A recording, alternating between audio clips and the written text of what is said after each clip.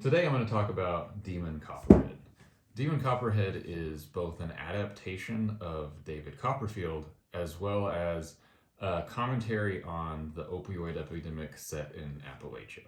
I feel like anything that discusses Demon Copperhead is somewhat complicated because there are three aspects. How good was the book itself? How good was the commentary on the opioid epidemic?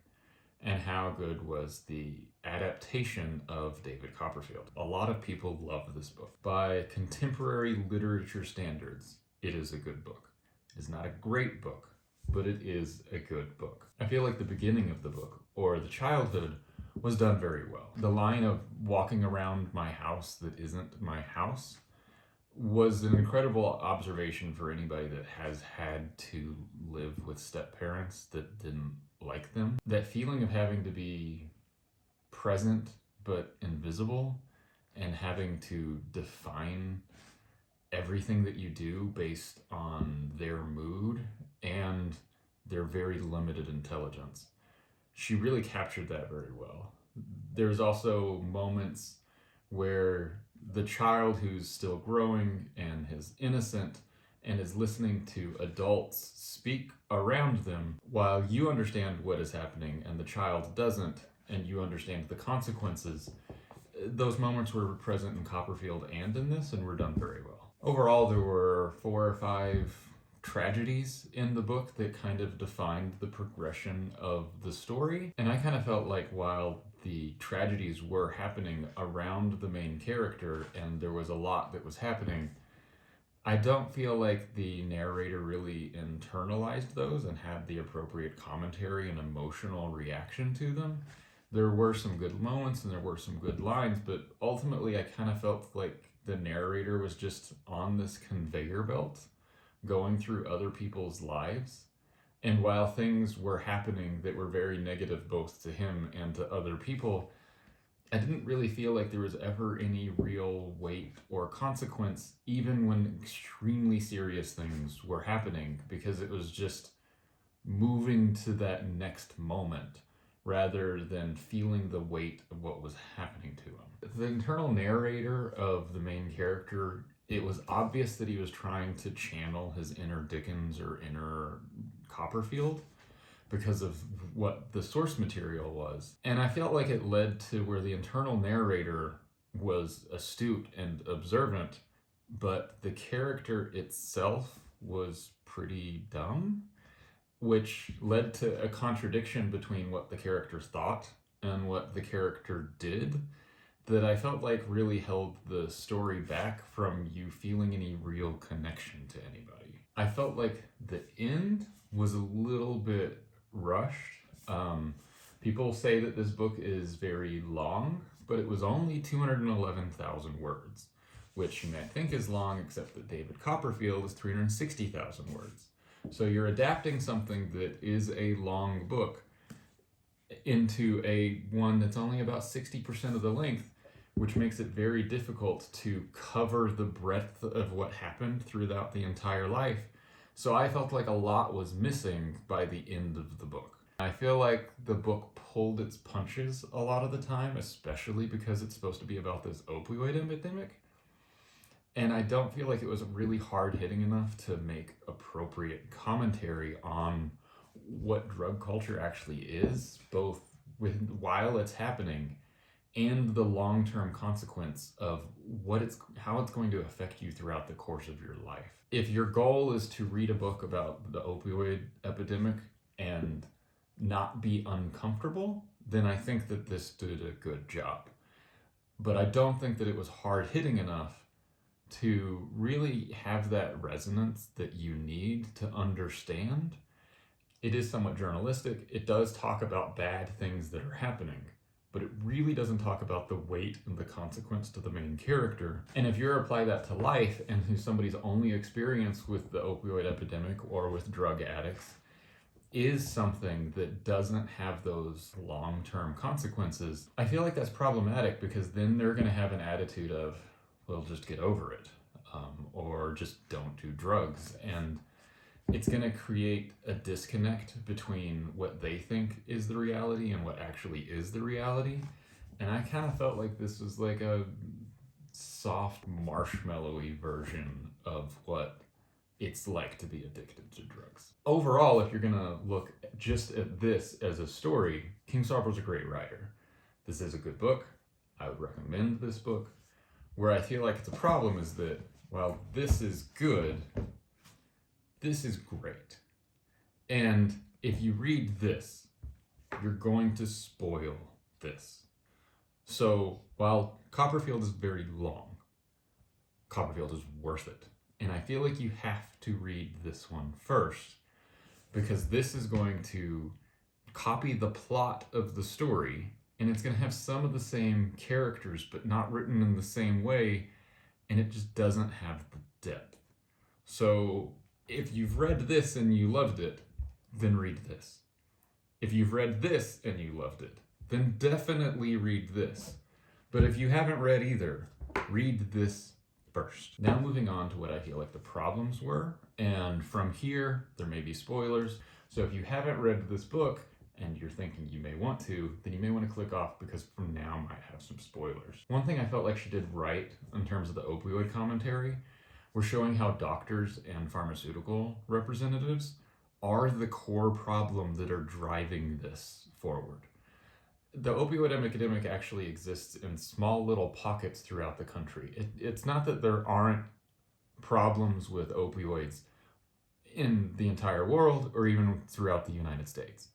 But the majority of the problem exists within very specific communities, because you have doctors that aren't following the rules for prescribing the drugs.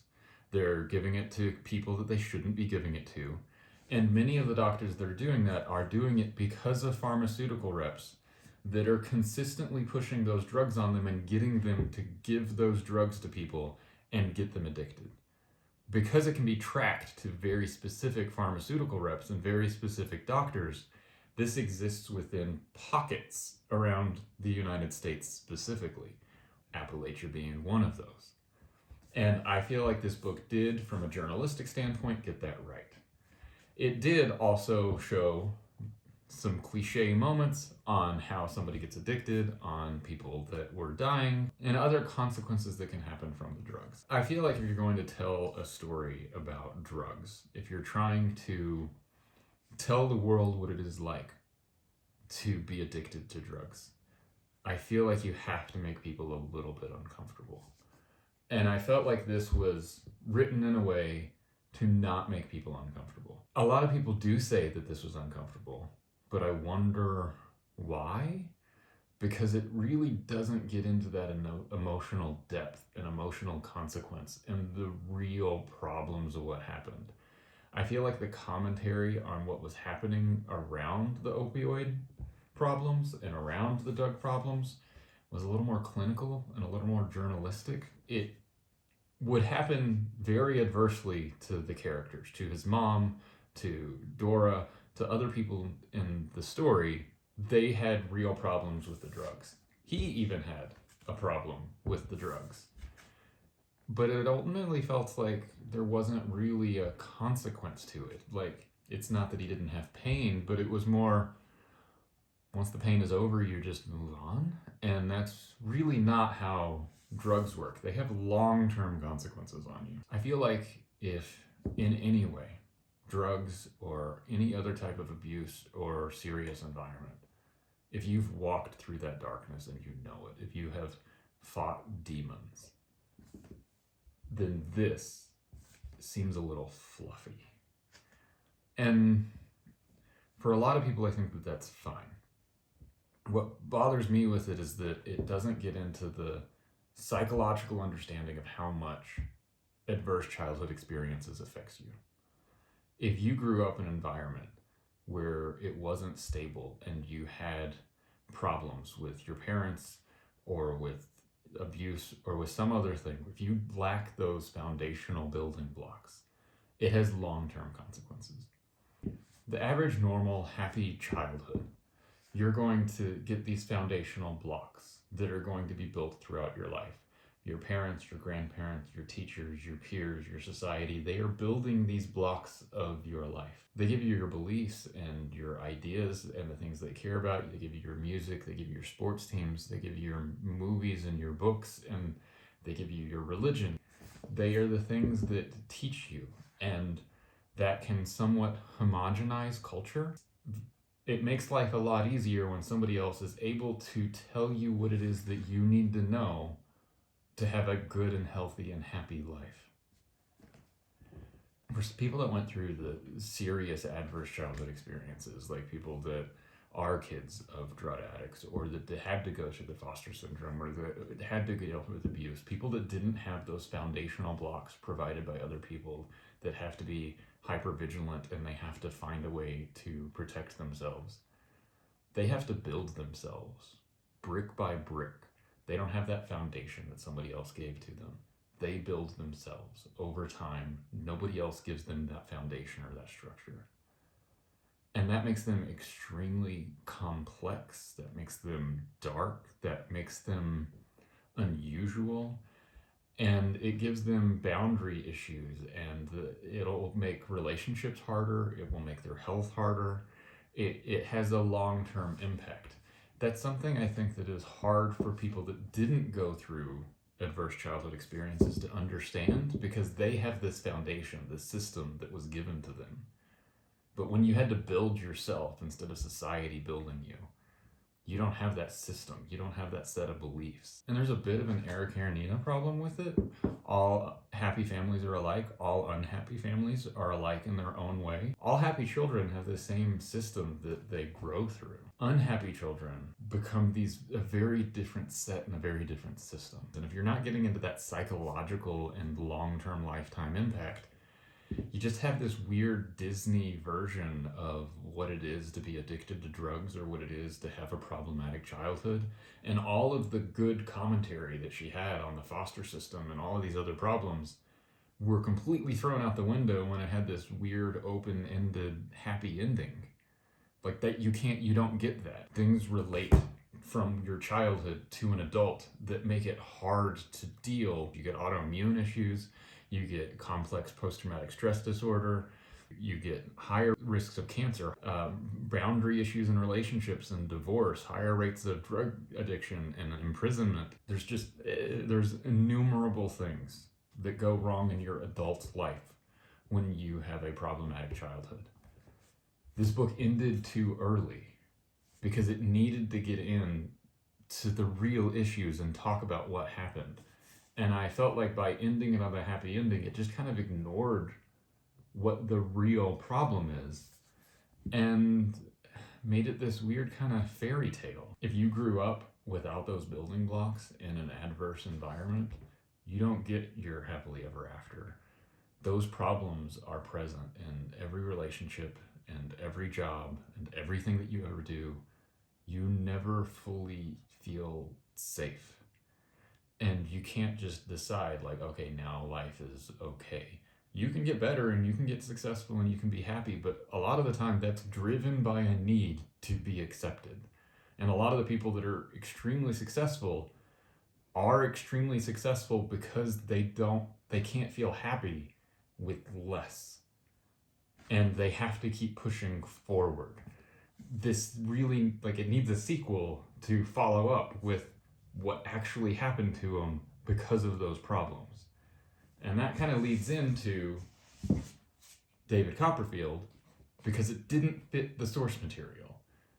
Things happened with David Copperfield, yes, but it was a completely different set of themes and moralities, and what bothered him was not something that was going to affect him in the same way throughout the rest of his life. So what would I recommend for talking about the opioid epidemic? There's a really good chapter in Malcolm Gladwell's Revenge of the Tipping Point that talks about the driving force of the opioid epidemic. And you should read that if you really want to know what is affecting the opioid epidemic and what the problems are. Moving on to how it does as an adaptation of David Copperfield. The problem with any adaptation, especially if it's an adaptation of a book that you love, is that they're not going to see the same things and they're not going to think the same things that you think.